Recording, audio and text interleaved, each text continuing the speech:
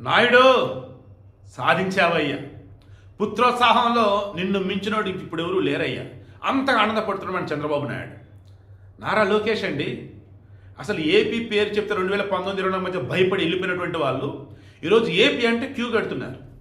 రేపు 14-15 తారీఖుల్లో global investment సదస్సు type పెట్టుబడి సదస్సు ఉంది కదా వైజాగ్లో, ఎక్స్ట్రాడినరీ రోజు జరగబోతుంది. ఈరోజు ఒకరోజు ముందే 6 కంపెనీలు 7 కంపెనీలు శంకుస్థాపనలు నడిచాయి.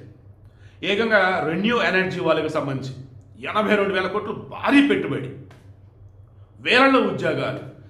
ఆల్మోస్ట్ ఇక వైజాగ్ వరల్డ్ క్లాస్ సిటీగా మారబోతుంది.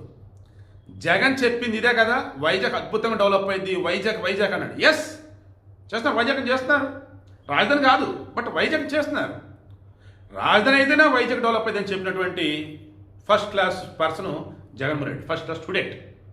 But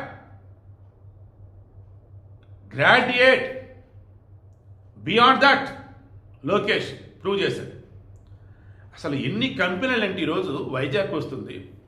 software, artificial intelligence, data science, తర్వాత చూసుకుంటున్నప్పుడు సోలార్, హైడ్రో పవర్, ఇలా చెప్పుకుంటూ పోయినట్టయితే రెన్యూబుల్ ఎనర్జీకి సంబంధించి కావచ్చు, సాఫ్ట్వేర్కి సంబంధించి కావచ్చు, హార్డ్వేర్కి సంబంధించి కావచ్చు, హైడ్రో పవర్కి సంబంధించి, హైడ్రో కాదు అది, దాన్ని ఏం చెప్దాం, థర్మల్ పవర్కి సంబంధించి కావచ్చు, ఫార్మాకి సంబంధించి కావచ్చు. అసలు వైజాగ్లో లేని కంపెనీ అంటూ లేదన్నట్టు ఈరోజు తయారు చేయబోతున్నాడు వైజాగ్ని అయితే.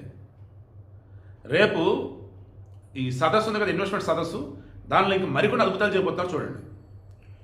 2019-24 మధ్య కనుక ఇదే చంద్రబాబు నాయుడు, ఇదే లోకేష్, వీళ్ళ టీం కనుక ఉన్నట్టయితే ఈ పాటికి ఏపీ ఇండియాలో #1 స్టేట్ అయ్యేది. ఏం చేద్దాంలేండి, కొన్నిసార్లు అంతే, ఓ మహాయజ్ఞం చేయాలనుకున్నప్పుడు కొన్ని అవాంతరాలు ఎదురవుతాయి, అప్పుడు అది నిర్విఘ్నంగా సాగిద్దంట. అలా 2019-24 మధ్య జగన్మోహన్ రెడ్డి ఒక వ్యక్తి వచ్చి వీళ్ళు ఏ తప్పు చేయకూడదో చూపించాడు, ప్రజలు ఏ తప్పు చేయకూడదో నిరూపించాడు. ఫైనల్లీ జగన్మోహన్ రెడ్డి మంచే చేశాడు, తప్పు చేసినా మంచే చేశాడు అంతిమంగా.